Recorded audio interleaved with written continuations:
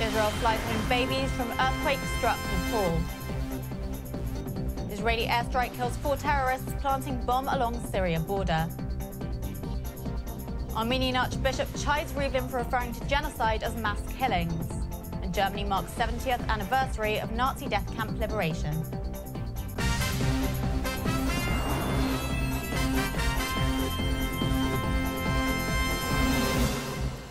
Shalom and welcome to the Jerusalem Post News. Here are the top stories for April 27th. The first plane carrying Israelis rescued from earthquake devastation in Nepal landed at a military base in Israel early this morning.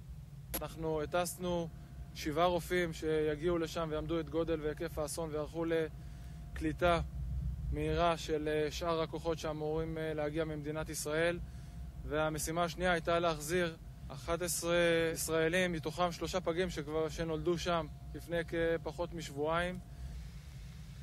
A Magen David Adom plane with 5 more babies born to surrogate mothers and their Israeli families also landed in Israel today. Since the 7.9 magnitude quake that killed more than 2,500 people struck Nepal on Saturday, the IDF and the Foreign Ministry have organised rescue teams to bring home Israelis who were there on vacation and those who were there for surrogate births. Additional planes left today with a field hospital after being held up due to aftershocks that continue to rock Kathmandu. The IAF said it struck and killed 4 terrorists who crossed into Israel from Syria and planted explosives near an abandoned IDF post on Sunday night. The IDF declined to say which organisation the terror cell belonged to, saying it was too soon for such details. In a separate incident, Arab media reported earlier today that IAF jets had struck suspected Hezbollah and Syrian army weapons caches in Syria before dawn. The IDF said it had no comment on the foreign reports. According to estimates, the strike did not appear to be linked to Israel. President Reuven Rivlin met with leaders of the Armenian community in Jerusalem yesterday to mark the 100th anniversary of the Armenian genocide. This was the first year the Knesset sent a delegation to Yerevan to mark the anniversary of the tragedy, but the Armenian Archbishop chided Rivlin for his choice of words. We are morally obligated to point out the facts, as horrible as they might be, not to ignore them.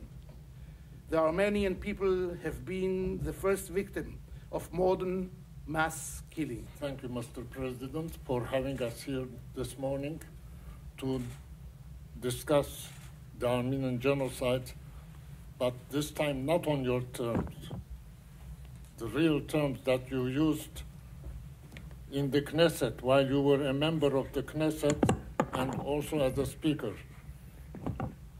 To be frank, I myself am disappointed, and I believe with the Armenian committee, members of the Centennial Genocide,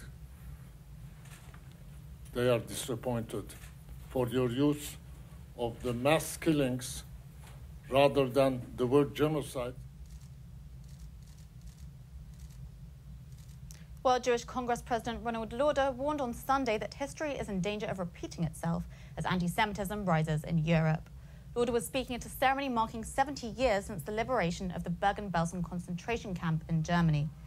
Thousands of people gathered at the memorial site built after the camp was dismantled, including several Holocaust survivors and their relatives, with many leaving small rocks, each representing a victim, on memorial walls and graves scattered around Belsen. German President Joachim Gauck also spoke at the ceremony. Aber noch heute und in weiteren Jahren werden die Bilder und die Botschaften wirken, werden uns wie die Nachgeborenen verstören, nach dem Warum fragen lassen und späten Zorn wie späte Trauer auslösen. That's it for today. We'll be back tomorrow with more news from Israel. Until then, shalom from the Jerusalem Post studios.